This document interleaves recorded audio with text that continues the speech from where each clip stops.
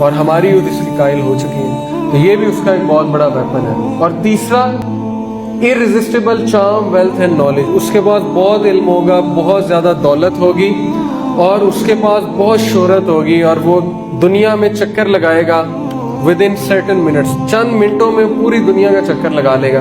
اور اس کا جو گدھا ہوگا وہ بہت تیز رفتار سے بھاگے گا، ہو سکتا ہے ہوائی جہاز ہو، جدھر جائے گا خزاں لے آئے گا، جدھر جائے گا بہار لے آئے گا، اس کے ہاتھ میں یہ بھی ہوگا۔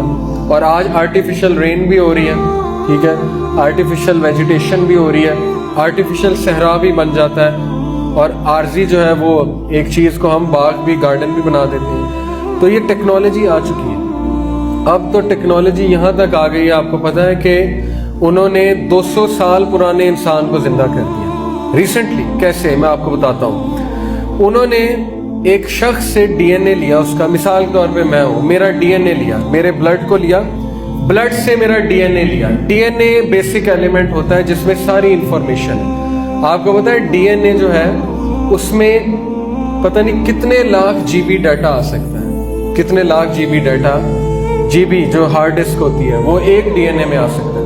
انہوں نے اس کا ڈی این اے لیا، اور اس کے ڈی این اے سے 200 سال پرانا اس کا جو آباء و اجداد میں شخص تھا، اس کو کمپیوٹر کے تھرو کریٹ کیا، کمپیوٹر پروگرام کے تھرو، اور وہ بالکل وہی چیز تھی جو جب وہ مرا تھا۔ یعنی اس کے ڈی این اے سے انہوں نے ٹریک آؤٹ کیا کہ وہ کیسا ہوگا، اور اس کی شکل کیسی ہوگی، اور اس کی ذہنیت اور اس کی سب کانشیس کو کریٹ کیا، اس کے لاشعور کو کریٹ کیا انہوں نے 200 سال پرانے بندے کو۔ تو آج یہ ہو رہا ہے، تو دجال کیوں نہیں زندہ کر سکتا کسی کو مار کے؟ تو بڑا کچھ ہو سکتا ہے۔ تو بہرحال یہ سارا اس کا فتنہ ہے۔ اب اس کے فتنے سے بچنے کی کیا صورتحال، کیا جو ہے وہ حل ہے؟ کیونکہ اس کے فتنے میں بہت سے لوگ جو ہے وہ مبتلا ہیں، ہو سکتا ہے ہم بھی ہوں، کیونکہ ہم بھی مادہ پرستی کا بہت شکار ہیں، اور ہو سکتا ہے ہم اسے نہ پہچان سکیں معاذ اللہ جب وہ آئے۔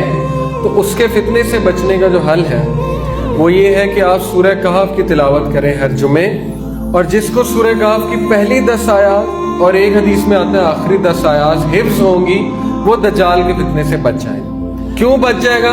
کیونکہ دجال نے 4 امتحان لینے ہیں۔ نمبر 1 ٹرائل آف ریلیجن، دین کا امتحان لینا ہے اس نے۔